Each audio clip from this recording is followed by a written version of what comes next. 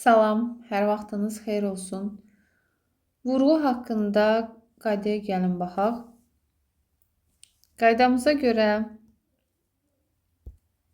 birinci deyim ki, vurğu bu vərdişlə bağlıdır. Yəni bu əslində qaydaları var, sadəcə tam qaydaya oturan bir bölmə deyil. Vurğudur, düzgün tələffüzdür, yazılışdır. Vurğunun 3 növü var.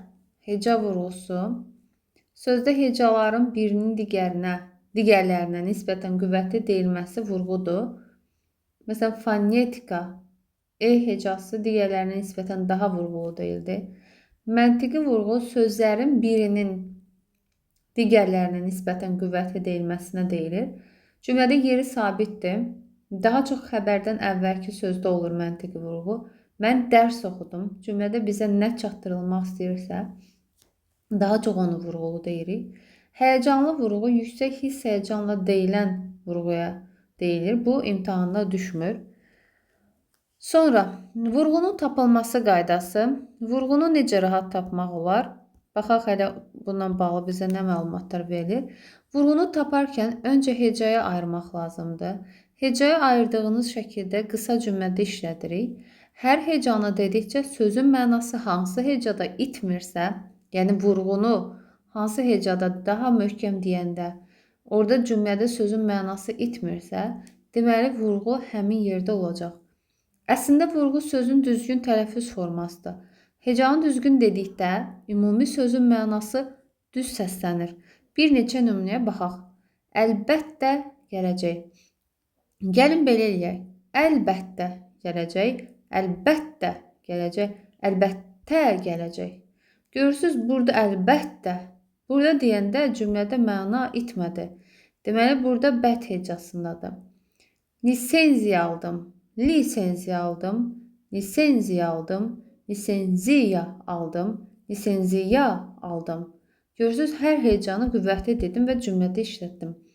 Amma lisenziya burada deyəndə vurğu burada daha yaxşı alındı, məna itmədi. Qəflətən danışdım. Baxın, qəflətən danışdım, qəflətən danışdım, qəflətən danışdım, qəflətən danışdım. Burada daha yaxşı. Deputat gəldi, deputat gəldi, deputat gəldi. Axıra düşdü. Kamera açıqdır, kamera açıqdır, kamera açıqdır. Görürsünüz, kamera açıqdır. Viza aldım, viza aldım, viza. Bura düşəcək. Deməli, qaydası necə oldu? Sözü cümlədə işlədirik və hecalara bölürük. Hər hecanı daha da qüvvətli deyirik, hər hecanı. Hansında məna itmirsə, vurğu həmin hecada olmuş olacaq. Qızıl qeydlərə baxaq. Deməli, kəmiyyət və keyfiyyət məsələsi var fonetikada. Fonetikada kəmiyyət fərqi nədir? Kəmiyyət fərqi sözdə hərf və səslərin sayca fərqlənməsidir. Yəni, hərf və səslərin sayca fərqlənməsi kəmiyyət fərqi olur. Aha. Ailə sözündə 4 hərf 5 səs var. Yəni, y səsi artır.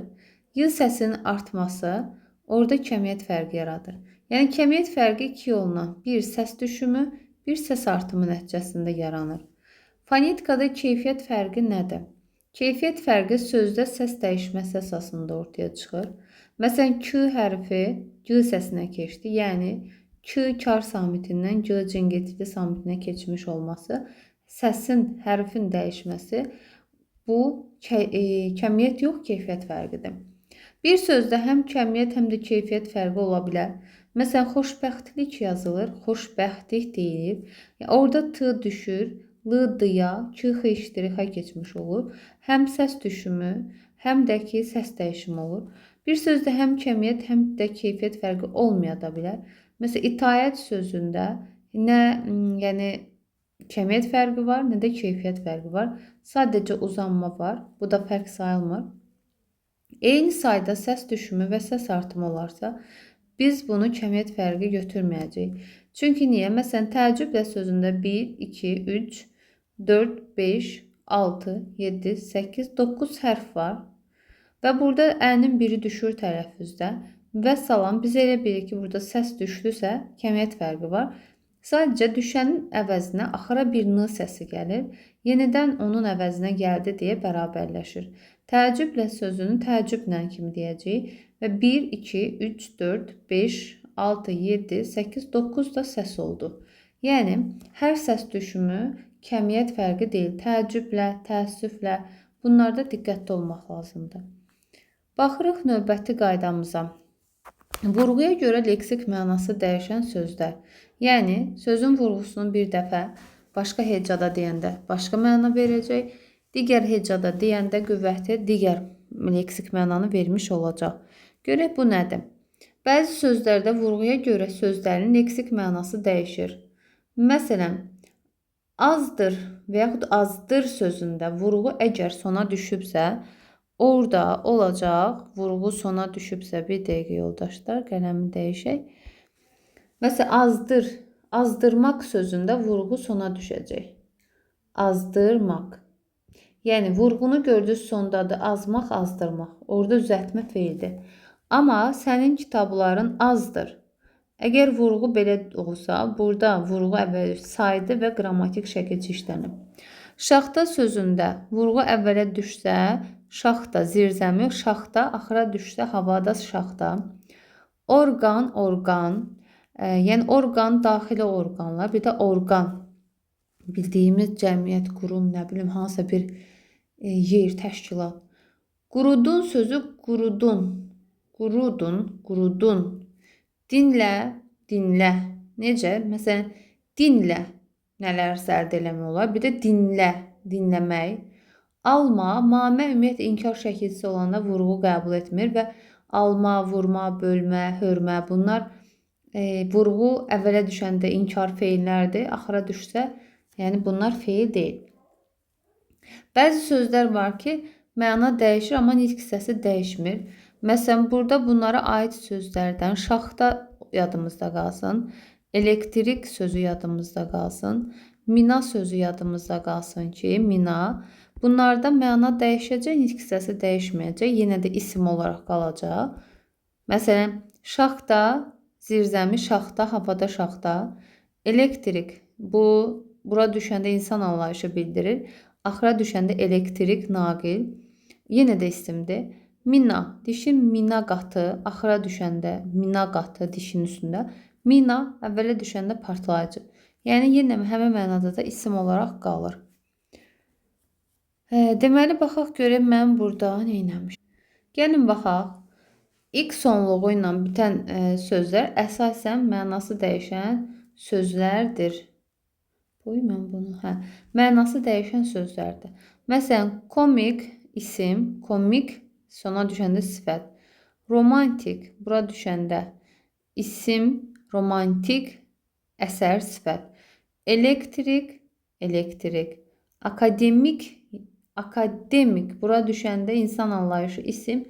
Akademik yazı, axıra düşəndə sifət.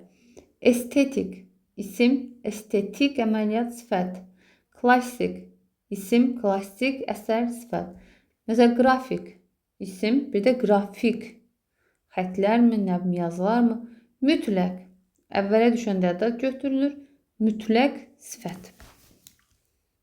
Yadımızda qalsın ki, buradan yadda qalsın ki, atlas və atlas var. Z ilə olan parçadır, S ilə olan xəritələr toplusudur. Servis, qab-qacaqdır, servis xidmətdir. Z ilə bitəndə yadımızda qalsın ki, əlifbanın son hərfidir deyə Z ilə olanda atlas və servis. Vurğu sona düşəcək. S ilə olanda sözlərdə vurğu əvvələ düşəcək. Vurğuya aid sabit qaydalar, yəni dəyişməz qaydalara baxaq. Azərbaycan dilində vurğu son hecəyə düşür. İstisna, dünən, bildir. Yəni bildir vurğu əvvələ düşəndə sadə zaman zərfidir. Yadımızda qalsın ki, bildir sözündə vurğu sona düşübsə bilmək, bildirmək feildir.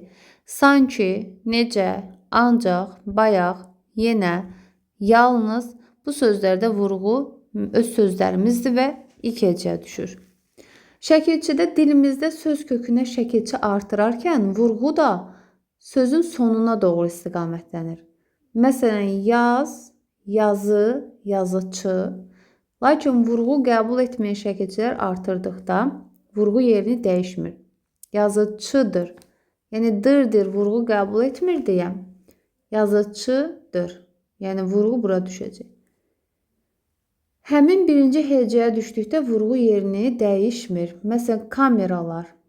Milli sözlərdə vurğu dəyişir. Alınma sözdə həmçinin birinci hecəyə düşdükdə vurğu yerini dəyişmir. Belə kameralar.